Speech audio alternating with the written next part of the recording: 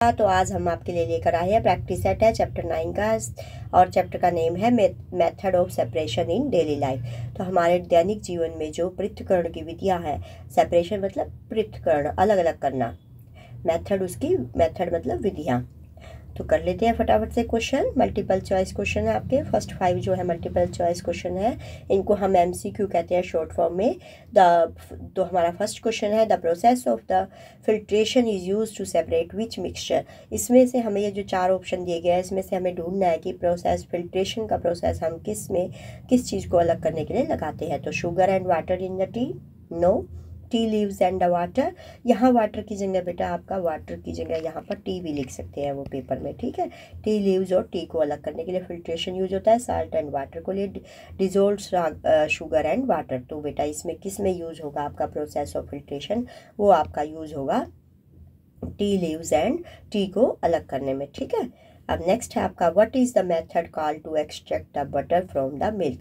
जब हम बटर को, मक्खन को हम मिल्क से अलग करते हैं, तो यहाँ भी आपका बेटा बटर फ्रॉम द मिल्क, यहाँ पे कर्ड आ सकती है, आपने देखा होगा। हम दही से मक्खन निकालते हैं, तो इस प्रोसेस को हम मेथड को क्या कहते हैं, इसको हम कहते हैं चर्निंग, ठीक है, इसको हम कहते हैं चर्निंग।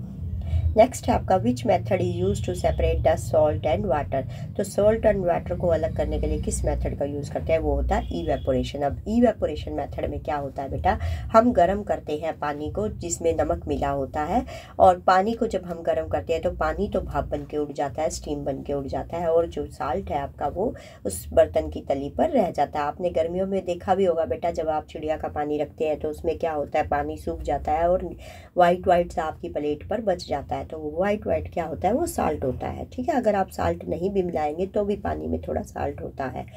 नेक्स्ट है आपका what is the process of picking out the large and small particle by the hand call.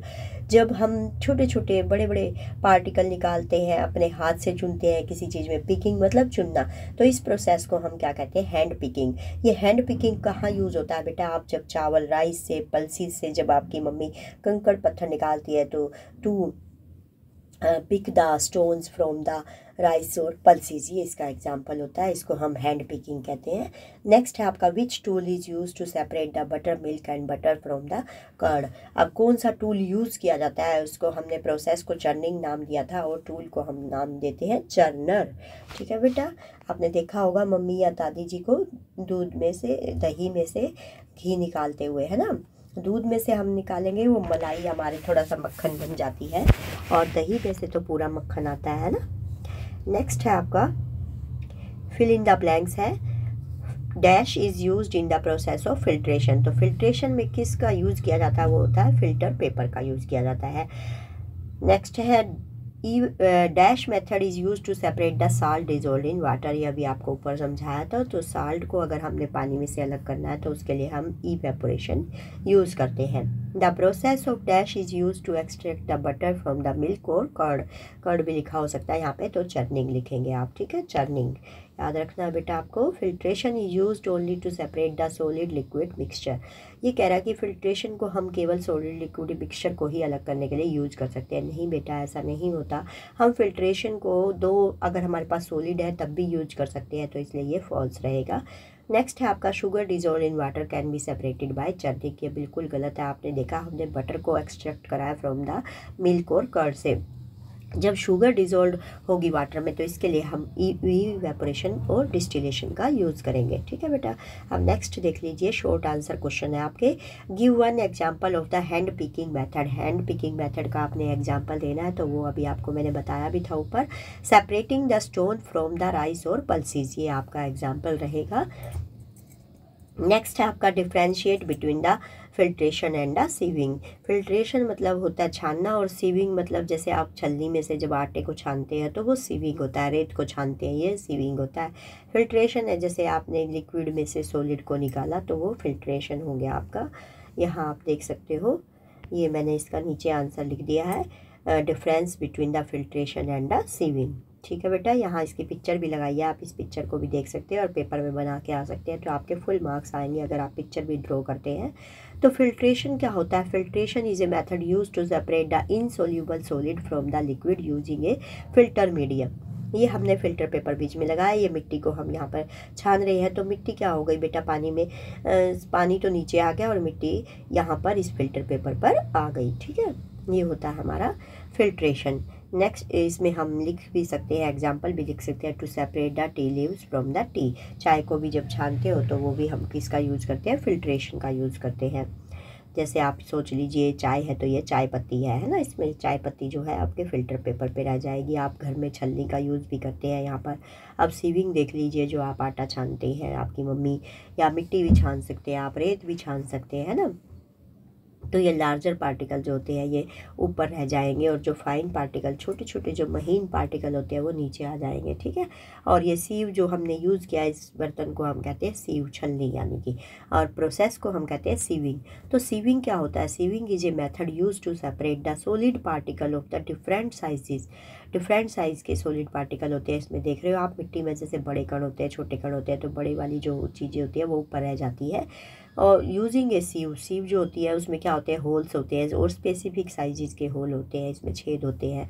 इसके लिए हमने एग्जांपल लिख दिया है, to remove the coarse flour from the fine flour, आटे से चोकर को अलग करने के लिए। To remove the larger particle from the soil, to remove the gravel from the sand, रेत से ग्रेवल अलग करने के लिए। अब इसके बाद हमारा बेटा यहाँ पर आया है क्वेश्चन नंबर, इसके बाद है हमारा, ये हमने आपको नीचे दिखा दिया। अब थर्ड पे यहाँ पे आएंगे हम, right and one example of the evaporation in the daily life. तो इवेपोरेशन का डेली लाइफ में आप कैसे यूज़ करते हैं, वो होता है आप जैसे अपने कपड़े सुखाते हैं बेटा, drying the clothes in the sun, या आप पंखे के नीचे भी जब सुखाते हैं, इन द, आप फैन भी लिख सकते हैं, अंडर द फैन लिख सकते हैं, drawing the cloth under the fan. तो इसमें क्या होता है, इवेपोरेशन प्रोसेस आपका चलता है। अब जैसे आप बेटा वाटर को क्या करते हैं, प्लांट्स को वाटर देते हैं, तो उसमें भी इवेपोरेशन होता है। आप देखते हो थोड़ी देर बाद ही प्लांट आपके सूख जाते हैं, जो पानी आपने गिराया था उनके ऊपर, वो पानी क्या हो जाता है, सूख जाता है, तो वो भी इवेपोरेशन है आपका। तो watering the plants in the क्या होगा, डे में, है ना, और फिर वो वाटर कहाँ हो जाएगा, चला जाएगा, वाष्प बन के उड़ जाएगा, भाप बनकर उड़ जाएगा, तो वो भी क्या हो रहा है, इवेपोरेशन हो रहा है। इसके बाद आपका है मैच द फॉलोइंग। फिल्ट्रेशन हमने कहाँ यूज़ की थी बेटा, ये ऊपर वाली बातें ही दोबारा रिपीट हो रही है, separating the salt and water, है ना।